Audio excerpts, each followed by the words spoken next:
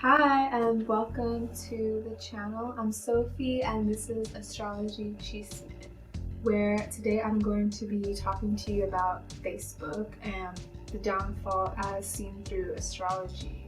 Before I start, I do want to give a content warning because I will be listing out some of their scandals. That's part of this channel, right? Astrology, Chisme, and that means gossip.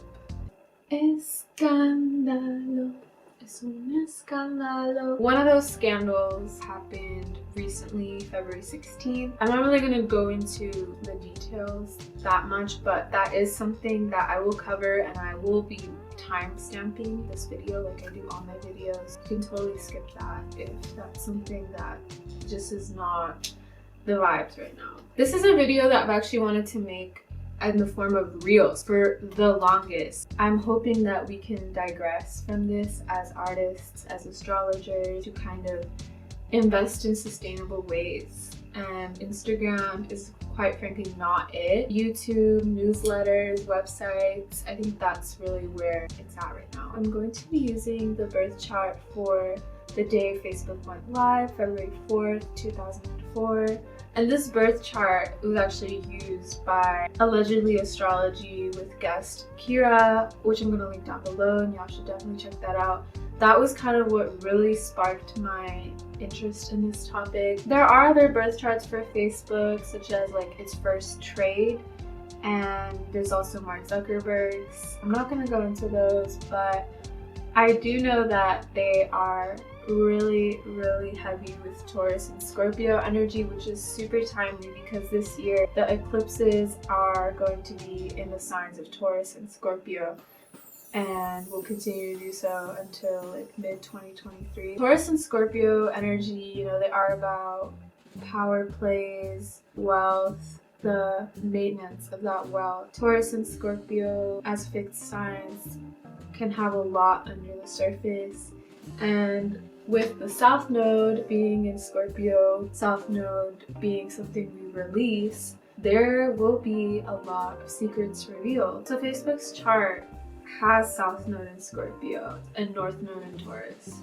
So right now that means it's undergoing its nodal return. Happens about every 18 years. Like when you turn 18, that's the time when the things kind of like kick in gear. You kind of find your own wings. It's one of those things in astrology that kind of makes sense, at least in this Western society. I would keep an eye out for the eclipses that are coming up for sure. These eclipse dates are April 30th, May 16th, October 25th, and November 8th. And so we know that these eclipses are really going to be affecting Facebook's chart and hitting it at those angles. The 1st and the 7th house are angular. They are the place on the horizon. It's going to be wrestling with themes of its own identity, which we've already seen with Meta, and the 7th house, partnerships, and its legal matters. So let's actually start at those legal matters. So when these proceedings began, there was this inquiry on Facebook's privacy data breach.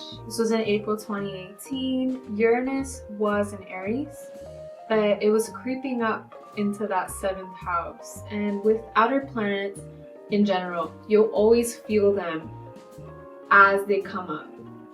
Its presence is so huge. It's like very subconscious, and it starts taking effect before we even realize it. Uranus wasn't exactly in that 7th house yet, but it was creeping up in the last 2 degrees of Aries, getting ready to transition. One of its more memorable moments when AOC was grilling Mark Zuckerberg in 2019, Jupiter was exactly conjoining its Pluto, Facebook's Pluto, at the same degree. Facebook's Pluto is in the 2nd house of resources and money. And we know that Facebook was making money off of this data.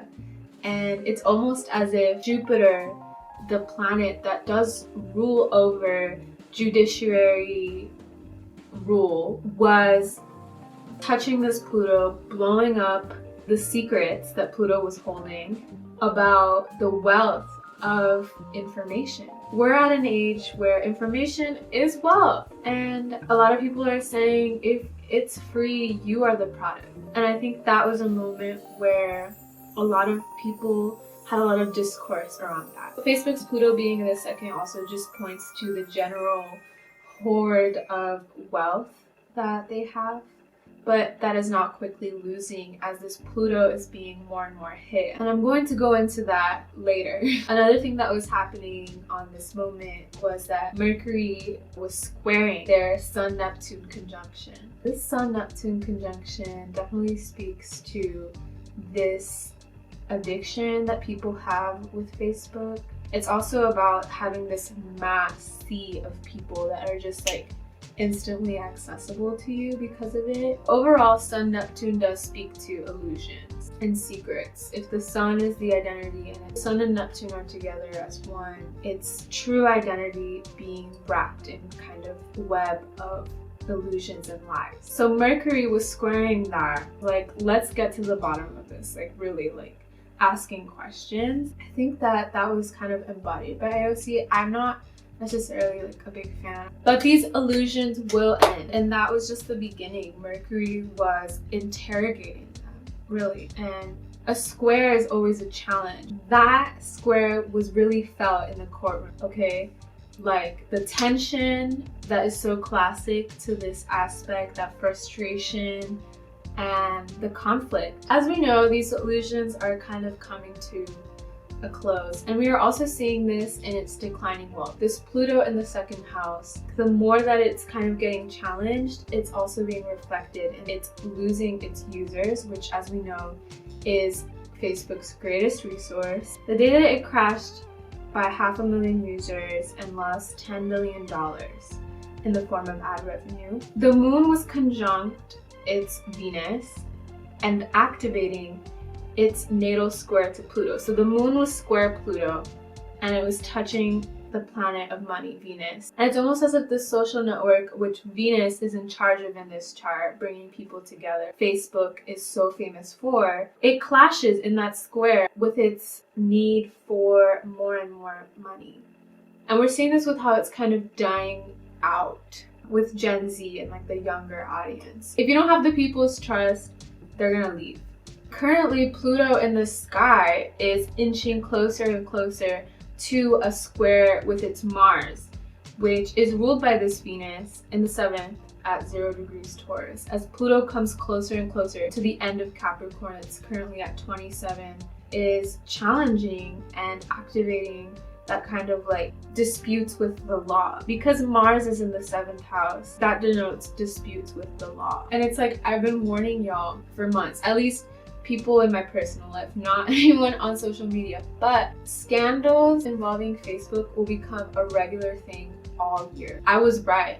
Okay, so now I'm going to go into this recent thing that happened on February 16th. A head executive of Facebook was caught on a live stream meeting or attempting to meet up with a fabricated 13-year-old boy that was created by pedophile, I don't know if I'm allowed to say that on YouTube, Hunters. This channel that I'm going to link below. Shout out them, they're doing God's work. When this happened, Facebook's Jupiter in the 11th house was getting triple teamed on by this Venus and Mars on this side, kind of like operating as one, squaring that Jupiter, and then Saturn on the other side also. Okay, and Saturn is the planet of justice, karma, authority, and Venus and Mars has to do with relationships and attraction and social instances. I think it's really telling because this Jupiter in the 11th speaks to, yes, bringing people together, being a massive social network, but at the same time, it was getting battered by these planets. It's almost as if Jupiter in this case represented complacency, which it can represent, and like inflamed ego, like I can do this because I have the power and no one can stop me. Venus, Mars, and Saturn were like, no, you can't. You can't. This whole theme with like SA in Facebook, like it's nothing new. I've had people who I know work at Facebook tell me their stories. I've also heard that like women in the metaverse are getting digitally essayed there. So it's nothing new, and yeah, to me it does seem like Jupiter in the 11th house would also represent just feeling like you can do anything, like taking your privilege for granted, which things found in the 11th house, like the internet, social network, etc. So anyways, North Node in Taurus is asking everyone right now to invest in things that are sustainable. And Facebook, I don't believe will be. Uranus does bring electrifying drama to the masses, and it's still going to be in their 7th house up until 2026. So we're not even at that like halfway point yet. Through this transit, we haven't seen the half of it, literally, as far as their legal disputes. And so if it can survive that, Uranus enters Gemini in 2026, then I guess it can survive anything. But I highly doubt that because Pluto is also entering Aquarius, and I have a video on that, definitely check that out. And when Pluto enters Aquarius, it's going to be squaring that Mars in the 7th, which is its chart ruler and is in their 7th house of legal disputes. So it's definitely on a downhill. Pluto in Aquarius in 2024, I'm just saying, I don't think it'll last. I'm sorry to anyone. Actually, I'm not sorry. I don't care about your metaverse. The universe and the stars is all I'm interested in as far as escapism and anything outside of Earth. I'm losing attachment to my Instagram and Facebook accounts, so definitely sign up for my newsletter, follow me on TikTok, subscribe here. If Facebook ends up dragging Instagram through the mud, then we'll be in touch. I hope the metaverse keeps flopping. I have no really real interest in that. It sounds like a less cute version of IMDb, IMVU. And IMVU itself is already pretty scammy. So yeah, I'm not interested right now. Let me know in the comments what you think is going to happen to Facebook and where are you going to connect with people if Instagram shuts down. And that's all. I hope you have a wonderful day and it is filled with lots of time away from screens, not in the metaverse, and of course, mucho amor.